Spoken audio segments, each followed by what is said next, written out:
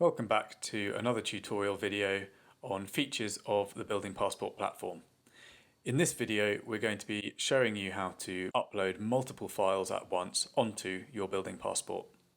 So from the dashboard screen, which is the first screen you get when you log in, I'm going to go straight to one of our demo Building Passports and show you how this feature works.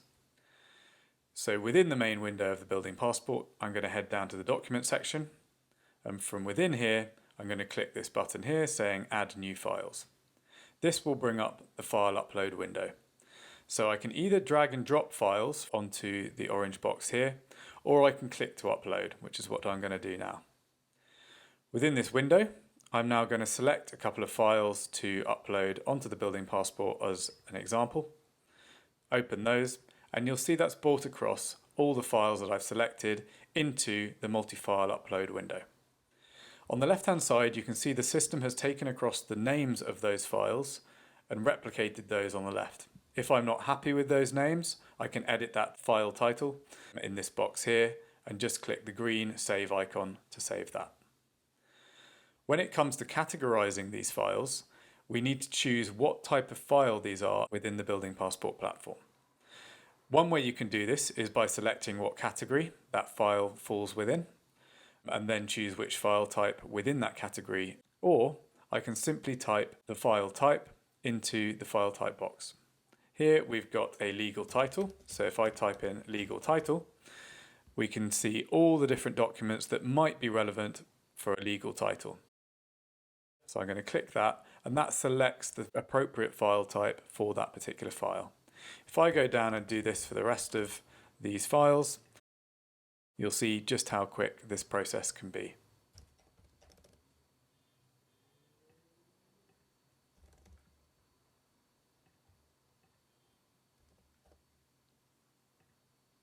Now that we've selected all the file types for these files we're uploading, we have the following options.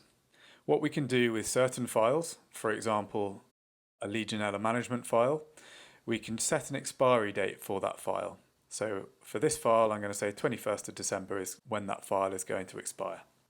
That means that all the users of the Building Passport with access to that file will get a notification saying that it has expired. This is really useful if you're trying to keep your information up to date. We can also see who we're sharing that file with. So from within this box, you can see that currently it's shared with William Gage. I don't want William Gage to see that file, so I'm going to untick his name, click accept, and that file will not be shared with that particular user. We also have the function here to be able to add a particular tag to this file.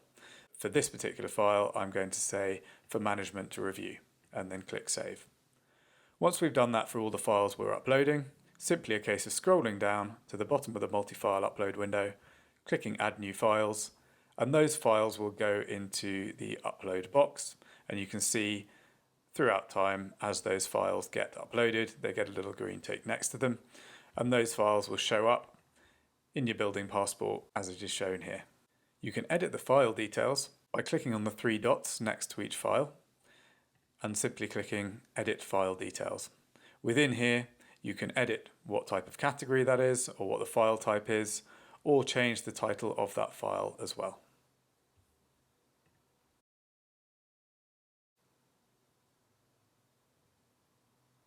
There's additional functionality which may be useful, such as being able to add new versions to that file, being able to manage permissions, just as we did when we uploaded the file in the first place, and also being able to share this particular document with specific units within your Building Passport.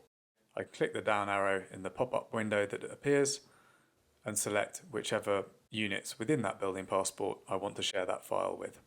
When I click confirm, that will then share that file with the units so that when I go into that unit passport, for flap 102 for example, the file that I've just shared with that unit shows up within that unit passport. Hopefully that has been useful. Check out our other videos for any other features on the platform.